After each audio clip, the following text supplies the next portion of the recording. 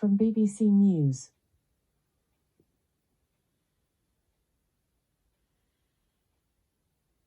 First Out time is 9:31 exactly. Let's bring you right up to date this morning. Use your common sense and avoid all unnecessary travel. That is the plea from police forces across the UK as we urge to stay home to stop the spread of coronavirus. Now, with warm temperatures forecast, the government says staying at home is an instruction, and I quote, not a request.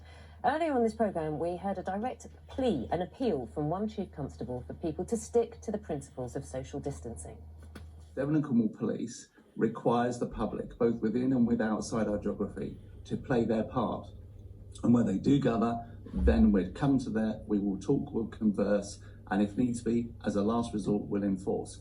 But if a £60 ticket makes you do something, and 684 people dying yesterday didn't, then I think you've got to take a good look at yourself as to whether you realise the seriousness and significance of where we are.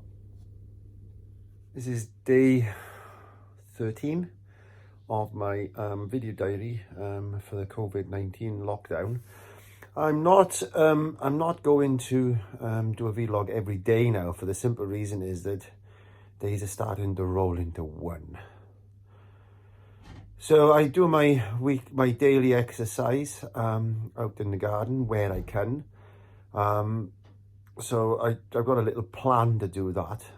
So I do something every day, keep myself fit. At the moment, at this current time, that I'm still able to take Molly for a walk. I've had a vast array of emotions over this last week. It's the fight or flight with the anxiety that this situation we find ourselves in has caused, and I've had a few panic attacks. Also, I've been feeling vulnerable, feeling useless because I can't earn any money, unsure of my future because of bills and finances are low and bills are going up.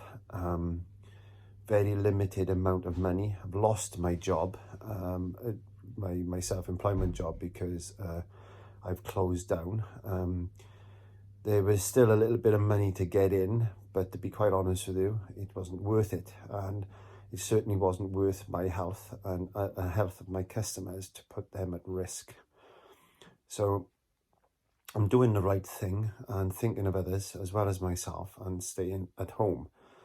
I'm only venturing out once a week to do a bit of food shop where I make sure I'm well protected, as you can see. So I'm well protected there. Over the top maybe, or is it? I don't know. I'm not taking a risk with these things. I've had a series of emotions. I've had anger, I've had upset, I've had well, you name it, I've gone through it in this last week, but I've come through it now. I've faced up to the fact and accepted the fact that we're in this for the long haul. Financially, I'm a little bit more stable now because I've had some help off the government, which is good. So that's alleviated a bit of pressure from the home and myself. But I'm keeping fit and healthy, that's the main thing. I'm very concerned that there's a lot of movement out there now. People are starting to drive more in cars, to see more people on the streets. It's only been just over a week since they since they shouted down lockdown. It's a nice, warm, sunny week ahead, and I'm concerned that if people don't listen, the government are going to lock us down even further, which is not going to be good for anybody, including your mental health. I see reports coming through on America, and my friends out in America are saying that because of the lockdown over there, people again are starting to feel this fact that why should they stay indoors? This is going to go on for months. We're going to lose our income, lose our business. We've been through all this. If we keep doing what we're doing now, there'll only be a possible 20,000 death toll in the UK. It's only 1% of the population. So you work out how many people are in your country, and you work out 1% of that. and 1% of the population in the UK is 650,000 possible deaths if we don't stay indoors and do our bit. Now that's 650,000 deaths. You might think that's a lot, especially when it can become your family members, become somebody you know, a son, a daughter, an uncle, an auntie, a cousin, a niece, a loved one, a husband, a wife, a partner, a civil partner. And if people are not adhering to these rules and regulations and social distancing measures, if you are unfortunate enough to lose a loved one, you can't even attend the funeral. You can't say your goodbyes. And even if it's not family related, you could pass it on to a stranger, an old age pensioner, a next door neighbour, a friend over the garden fence, somebody you just brushed past walking the dog, and you managed to sneeze, and it was one of them sneezes that just happened to you. You know, in supermarkets,